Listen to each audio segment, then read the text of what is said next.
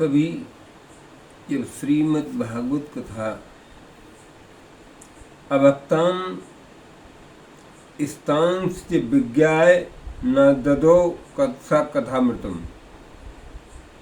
श्रीमद् भागवती वार्ता सुराणामपि दुर्लभा। श्रीमद् भागवत की कथा देवताओं को भी दुर्लभ है। सब साधन सब एक बार सभी देवता अमृत का कलश लेकर के और सुखदेव जी के पास श्रीमद् भागवत की कथा सुनने के लिए आए। तो उन्होंने कहा ये अमृत कलश क्यों लेकर के आए।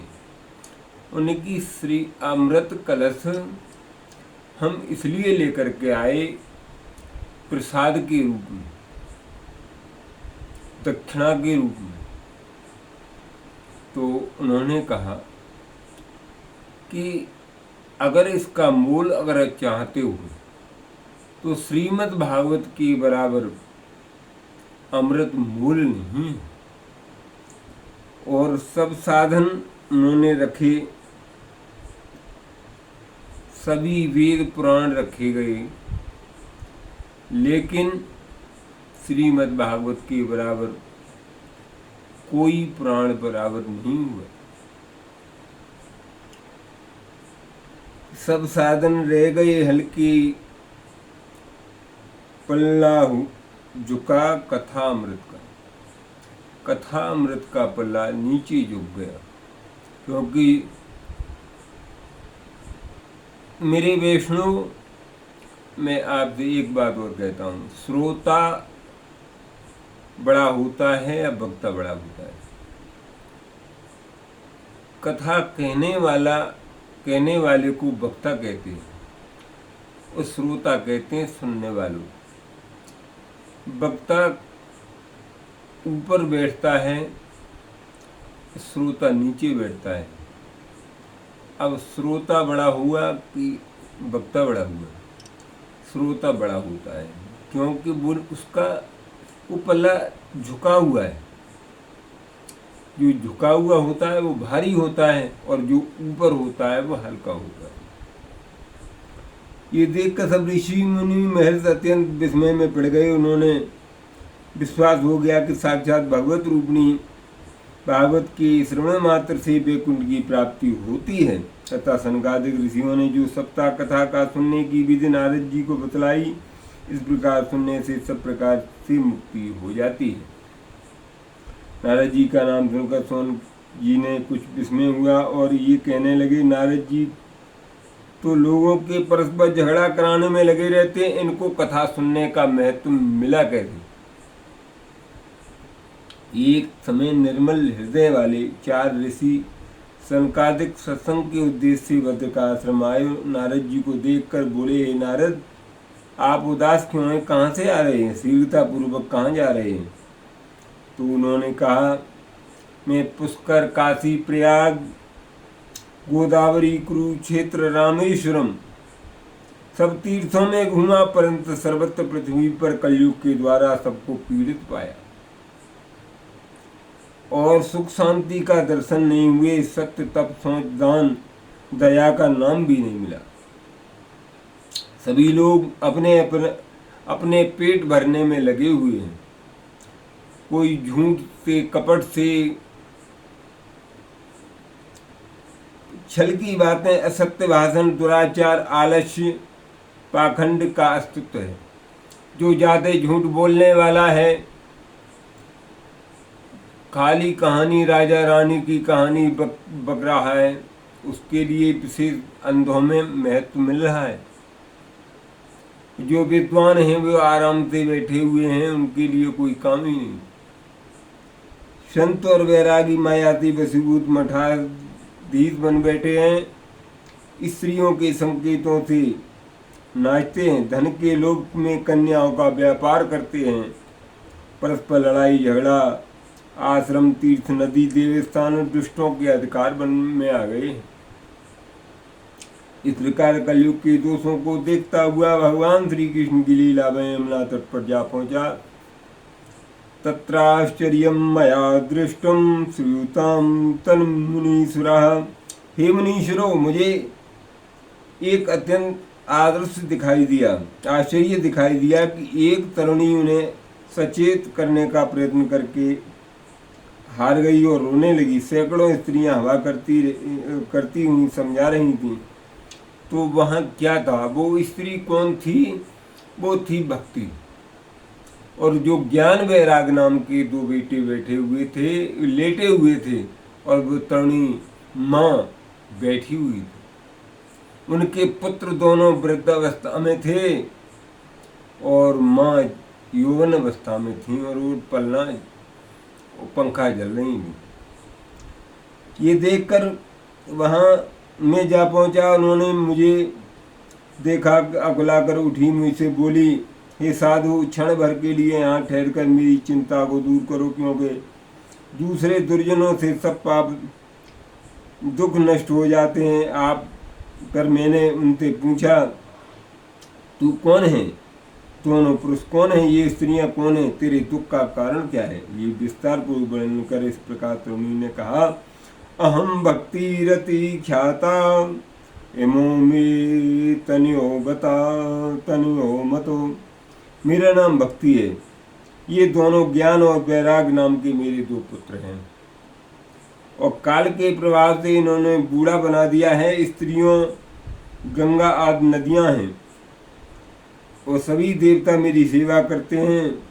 मुझे अपने कल्याण का मार्ग दिखाई नहीं देता। हे मुने, द्रविड़ देश में उत्पन्न हुई कर्णारक पोषित हुई महाराष्ट्र में वृद्धि को प्राप्त हुई, गुजरात में आते ही मेरी ये दशा हो गई। वृद्धावस्था ने घेर लिया। पाखंडियों ने द्वारा मेरे अंग छिन्न भिन्न कर दिए। कलयुग के प्रभाव से मेरे पुत्रों को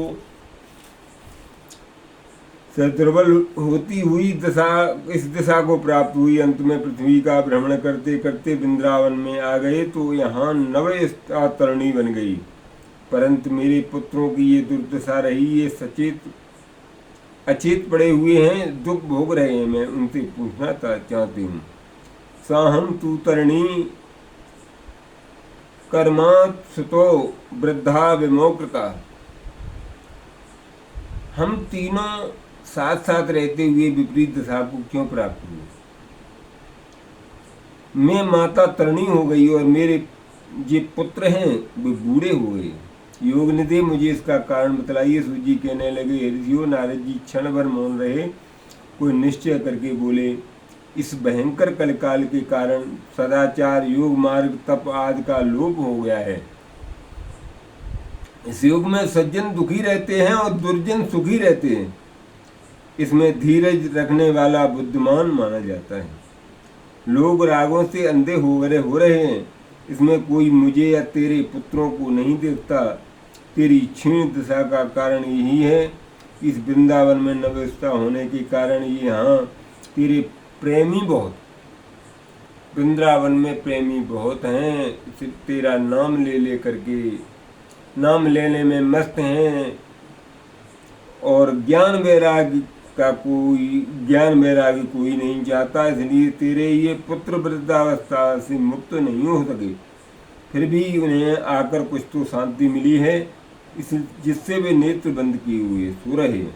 इसलिए तरुणी ने पूछा, है मुनि, राजा परीक्षित ने इस अपवित्र कलयुग को शेष क्यों रहने दिया, परंतु दयालु भगवान ने इस अधर्म की अपेक्षा क्यों करते हैं? इस पर नारद जी बोले, यथा मुकुंदो भगवान क्षमा त्वक्या स्वपदम गतः। भी बोले, हे बाले, जब भगवान कृष्ण के धाम को चले गए, कभी सब श्रेष्ठ साधनों को नष्ट करने वाला कलयुग पृथ्वी पर वर्तमान हो गया। राजा परीक्षित ने दिग्विजय के समय कलयुग के द्वारा गौरूप पृथ्वी बैल रूप धर्म को हिंसित होते हुए देखा तो मारने पर तत्पर हुए। तब दीन की भांत राजा के चरणों में गिर पड़ा। ये देखकर राजा ने दयावत क्षमा कर दिया कलयुग को। कलयुग गाय को मारता हुआ आ रहा था। 3 पैर उसके लंगड़े थे गाय के, एक पैर से बेचारी खड़ी कंपायमान थी। तो कलयुग जो है लाठी मारता हुआ आ रहा था। तो महाराज परीक्षित मिल गए। उन्होंने कहा, हे तू कौन है? तुम कलयुग बोला, मैं कलयुग हूँ। उन्हें कि तू मेरे राज्य में कैसे आया? मैं तुझे जिंदा नहीं छोड़ूंगा।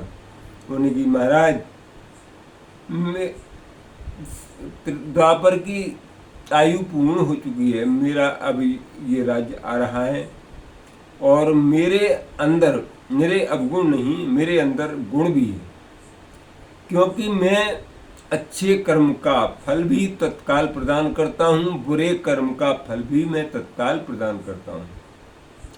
बुरे फल को भी मैं उसकी सजा तुरंत देता हूँ, और राम राम राम राम कहने से ही इंसान कलयुग में मुक्त हो जाता है। कलकाल में दोषों से मुक्त नहीं हुआ मिलता, हरि कीर्तन से मिल जाता है।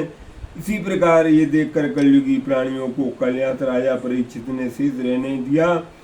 सभी सार निकल जाने के बाद पदार्थ बीज रहे उसके समान होते हुए हैं। ब्राह्मणों के लोभ से कथा का सार नष्ट हो गया। नास्तिक पूर्वकर्मा व्यक्तियों के निवास से तीर्थों का सार चला गया। पाखंड से तप का सार चला गया। शास्त्र का अभ्यास करने से ध्यान का सार नष्ट हो गया। पंडितों की कामासक्त प्रभाव जमा दिया। किंतु इस अधर्म का भगवान ने इसलिए सहन करते हैं, ये युग का धर्म है। सूत जी बोले, सौनक नारद जी इस बात से भक्ति को बड़ा आश्चर्य हुआ। वो बोले, हे देवसी, आप बड़भागी हैं, आपके दर्शन से भी मैं बड़भागिनी हो गई हूँ। आप जैसे सिद्ध पुरुषों के दर्शन से सभी सिद्धियां प्राप्त कराने वाले हैं।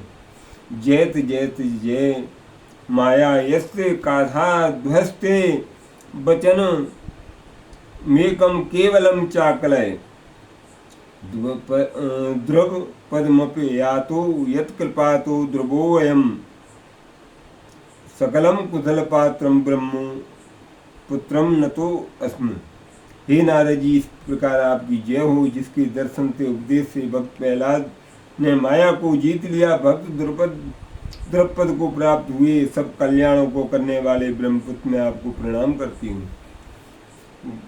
और गोविंद जय जय गोपाल जय जय राधा रमण हरि गोविंद जय जय राधा रमण हरि गोविंद जय जय गोविंद जय जय गोपाल जय जय राधा रमण हरि गोविंद जय जय। राम जी की जय जय, लखन जी की जय जय, राम जी की जय जय, लखन जी की जय जय, दशरथ के लाल चारों भैयन की जय जय।